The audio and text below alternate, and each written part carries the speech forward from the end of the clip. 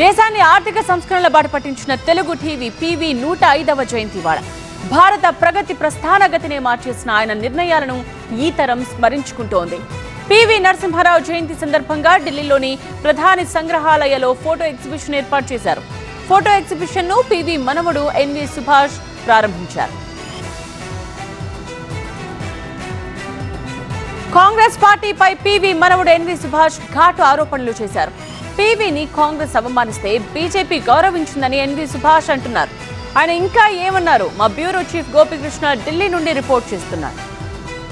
Sir, ప్రధానిగా ఆయన అందరికీ తెలుసు. మీరు ఒక మనవడిగా ఆయన గురించి మీరేం చెప్తారు? చాలా సంతోషం. ఇవాళ ప్రధానమంత్రి సంగ్రహాలయ ఢిల్లీలో IIHM స్టూడెంట్స్ ప్రపంచం మొత్తం ఉద్యోగాలు చేస్తూ లక్షల్లో జీతాలు సంపాదిస్తున్నారు. ఇప్పుడే చేరండి international institute of hotel management. PV గారి జీవిత చరిత్ర గురించి, వారు చేసిన అనేకమైన సంస్కరణలు, అభివృద్ధి కార్యక్రమాల గురించి ఒక ఫోటో ఎగ్జిబిషన్ ఇక్కడ పెట్టడం, దీన్ని నన్ను ముఖ్య అతిథిగా ప్రధానమంత్రి సంగ్రహాలయ యాజమాన్యం ఎవరెత్తున్నారో వారందరూ కూడా పిలిచి ఇక్కడ సన్మానించి మరి ప్రారంభించడం చాలా మధురమైన స్మృతి, మర్చిపోలేని స్మృతి. కాంగ్రెస్ పార్టీ నుంచి ఆయన ప్రధాని అయ్యారు, కానీ గుర్తింపు మాత్రం బీజేపీలో వచ్చింది. భారతరత్న ఇచ్చింది కూడా బీజేపీలోనే. ఆయనకి ప్రధానమంత్రి సంగ్రహాలయంలో ఇంతటి ముఖ్యంగా ప్రతి గుర్తింపులు ఇచ్చింది కూడా బీజేపీనే. మీరు ఇప్పుడు బీజేపీలో ఉన్నారు. సో ఎందుకు మీరు కాంగ్రెస్ పార్టీలో లేరు? ఆయన ప్రధానిగా కాంగ్రెస్ పార్టీకి పనిచేశారు, మీరు బీజేపీలో ఉండడానికి కారణం? ఇప్పుడు మోదీ గారి పెద్ద మనసు, స్టేట్స్మెన్షిప్ అంటారు అన్నట్టు. ఎన్నికలు వచ్చినప్పుడే ఎన్నికల్లో రాజకీయం మాట్లాడాలి. కానీ ఈ ప్రధానమంత్రి సంగ్రహాలయంలో ఒకప్పుడు కేవలం జవహర్లాల్ నెహ్రూకు ప్రధానమంత్రిగా ఉన్న సందర్భాల్లో చూసినాం మనం. తీన్మూర్తి భవన్ అంటే కేవలం ఇంత పెద్ద స్థలంలో జవహర్లాల్ నెహ్రూ అని.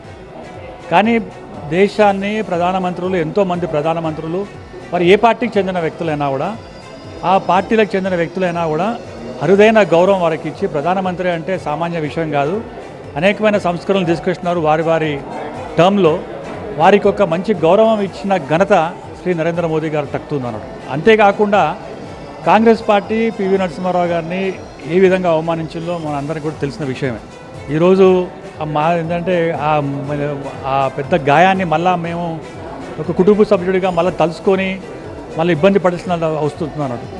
కాంగ్రెస్ పార్టీ కనీసం ధన సంస్కరణలను కూడా సరిగ్గా చేయలేని ఒక అసమర్థత పాలన. ఆ రోజు కాంగ్రెస్ పార్టీ మరి ఉమ్మడి ఆంధ్రప్రదేశ్లో అధికారంలో ఉండే, కేంద్రంలో అధికారంలో ఉండే.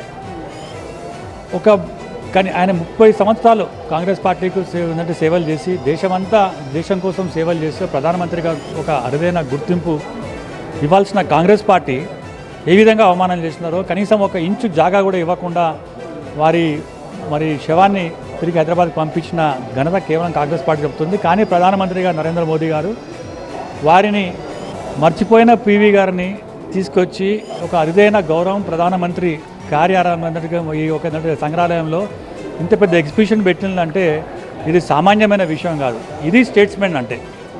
కాంగ్రెస్ పార్టీ ఎప్పుడు కూడా మరి గాంధీ కుటుంబం ఎవరిని కూడా ఆలోచించలేదు. అటు మన్మోహన్ సింగ్ గారికి సరే గౌరవం ఇచ్చినా మనందరూ తెలుసు. ఏ విధంగా రాహుల్ గాంధీ గారు ఒక ఆర్డినెన్స్ కూడా మీడియా ముందు చింపేసిన ఒక నీచమైన రాజకీయం చేసిన ఘనత కూడా గాంధీ కుటుంబానికి తెలుస్తుంది. భారతీయ జనతా పార్టీలో ప్రతి ఒక్కరికి కూడా గుర్తింపు వస్తుంది. సామాన్య కార్యకర్త కూడా ప్రధానమంత్రి కావచ్చు, దేశ భారతీయ జనతా పార్టీ జాతీయ అధ్యక్షుడు కావచ్చు.